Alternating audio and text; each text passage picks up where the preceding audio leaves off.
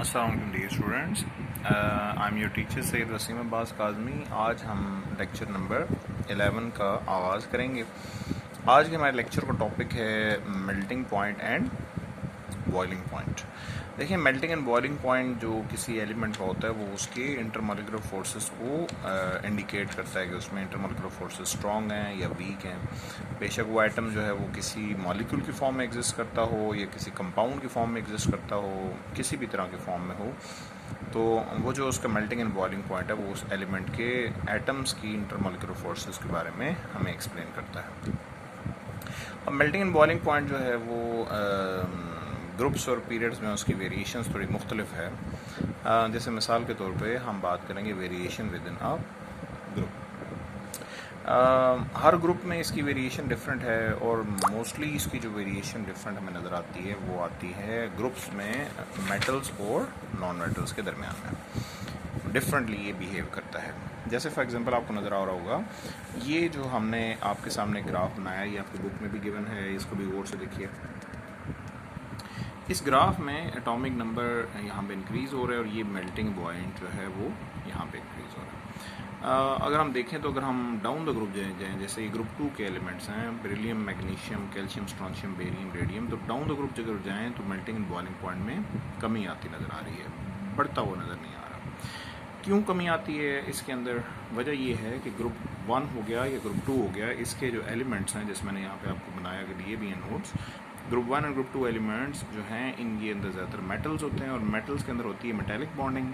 Metallic bonding weak हो जाती है जब आप एटॉमिक साइज मेटल्स का बढ़ाते हैं। ज़ाहिर है जब एटम्स का साइज़ बढ़ेगा मेटल्स एक दूसरे से, उनके जो एटम हैं वो लूज़ पैक्ड हो जाएंगे, वो क्लोजली पैक्ड नहीं रहेंगे, जिसकी वजह से उनके मेल्टिंग एंड बॉइलिंग पॉइंट्स में कमी आ जाएगी। लेकिन अगर हम ग्रुप्स की बात करें तो ग्रुप जो बाकी ग्रुप्स हैं उनके ट्रेंड्स लाजमी नहीं है कि इनके ट्रेंड्स जो मेटल्स के ट्रेंड्स हैं उसके साथ मिलते जुलते हैं। जैसे नॉन मेटल्स के ट्रेंड्स टोटली डिफरेंट हैं। अगर हम ग्रुप 7A की बात करें फॉर एग्जांपल, ग्रुप 7A को हम हैलोजेंस भी कहते हैं। हैलोजेंस में अगर हम देखें तो exist in the form of molecules, ये छोटे छोटे मॉलिक्यूल्स की फॉर्म में एग्जिस्ट करते हैं। और मॉलिक्यूल जैसे for example fluorine, chlorine, bromine, iodine वगैरह ये मॉलिक्यूल्स होते हैं। इनके अंदर आपको जैसे फर्स्ट ईयर में बताया गया था कि मॉलिक्यूल्स के अंदर एक फोर्स ऑफ अट्रैक्शन होती है जिनको इंटरमॉलिक्यूलर फोर्स ऑफ अट्रैक्शन कहा जाता है।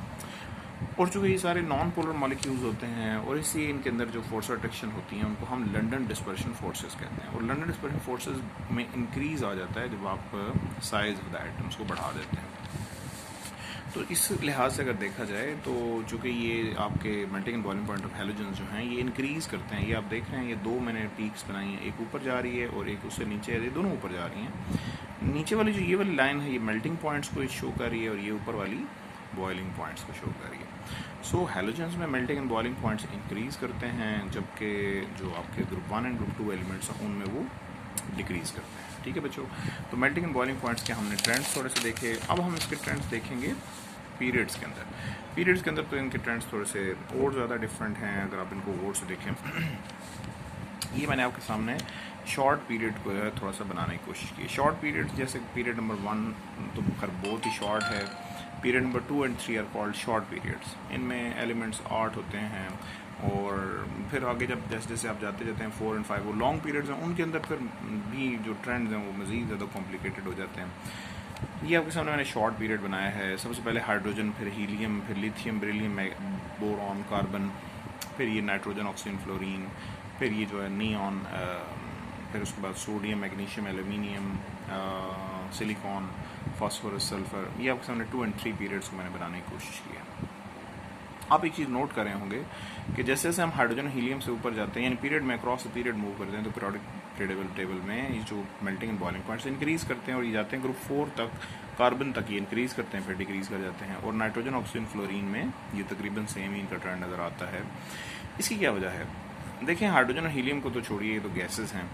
असल बात करें लिथियम, बेरिलियम, बोरॉन, कार्बन की, जब हम मूव करते हैं अक्रॉस द पीरियड तो उस पीरियड में मूव करते हुए हमें ये चीज़ नोट करने को मिलती है कि आपके melting and boiling points increase करते हैं। वो इंक्रीज़ इसलिए करते हैं चूँकि आपके ग्रुप 1, ग्रुप 2, ग्रुप 3 के अंदर नॉर्मली एलिमेंट्स जो हैं वो मेटल्स हैं। और मेटल्स जो हैं जब आप मूव करते हैं across the period, left to right move करते हैं, तो उनके वैलेंस शेल इलेक्ट्रॉन्स में इजाफा होता जाता है। जैसे ग्रुप 1 में एलिमेंट 1 इलेक्ट्रॉन लूज़ कर सकता है, ग्रुप 2 में 2 इलेक्ट्रॉन लूज़ कर सकता है, ग्रुप 3 में 3 इलेक्ट्रॉन लूज़ कर सकता है। तो जितना को मेटल इलेक्ट्रॉन ज़्यादा लूज़ करेगा उतना ही उसका मेल्टिंग एंड बॉइलिंग पॉइंट भी हाई होगा। सो दैट्स वाई ये तो इंक्रीज़ आपको नज़र आता है। कार्बन एक एक्सेप्शनल केस है, देखिए मैंने लिखा भी है, carbon has maximum number of valence electrons, similarly it can make 3 dimensional crystal lattices, so it has the highest melting and boiling point. Group 1 और ग्रुप 2 में मेल्टिंग एंड पॉइंट बढ़ता है, ग्रुप 2 का ग्रुप 1 से ज़्यादा है, ग्रुप 3 ग्रुप 2 से ज़्यादा है, लेकिन कार्बन का melting and boiling point highest है, यानी ग्रुप 4 के अंदर जो आता है। उसकी वजह है कि एक तो उसके वैलेंस शेल में इलेक्ट्रॉन बहुत ज़्यादा है, आपको नज़र आ रहा होगा ये कार्बन है।